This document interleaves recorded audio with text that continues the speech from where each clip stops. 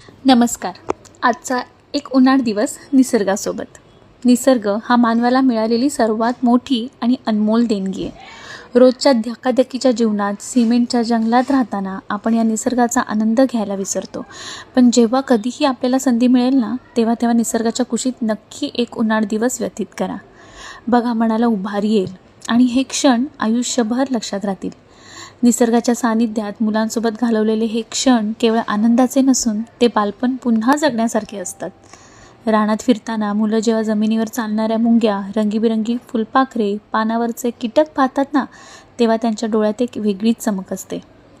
आई, हा पक्षी कोणता, हे झाड कोणते, असे त्यांचे निरागस प्रश्न आपल्यालाही निसर्गाकडे अधिक बारकाईने बघायला लावतात. भटकंती करताना मुलांना झाडांची नावे, फळांची चव आणि पक्ष्यांची आवाज ओळखायला शिकवता येतात. रानात मिळणारी रानमेवा, करवंद, कैऱ्या एकत्र शोधणे, ती वाटून खाणे, यातून त्यांच्यात सहकार्याची आणि निसर्गप्रेमाची भावना रुजली जाते. आपल्याला अन्न कसे मिळते हे त्यांना शेतात, रानात जाऊन समजावून सांगा. या निसर्गामुळेच आपल्याला अन्न, या निसर्गाचे आपल्यावर असलेले अत्यंत उपकार त्यांना पटवून द्या. मुलांसोबत अशा प्रकारे वेळ घालवणे म्हणजे डिजिटल जगातून बाहेर पडून खऱ्या जगाशी नाते जोडणे. मातीने माखलेले हात, घामाने डबडबलेले चेहरे असूनही त्यांच्या चेहऱ्यावर जे समाधान असते ते फारच अनमोल. आजच्या या AI च्या दुनियेमध्ये मुलांचं बालपण स्क्रीनमध्ये बंदिस्त होत आहे.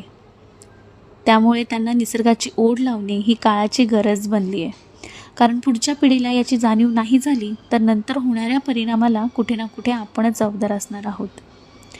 जाताना रिकाम्या पिशव्या घेऊन गेलो होतो, पण सहज 1 तास भटकंती केली तर या निसर्गाने भरभरून दिलं.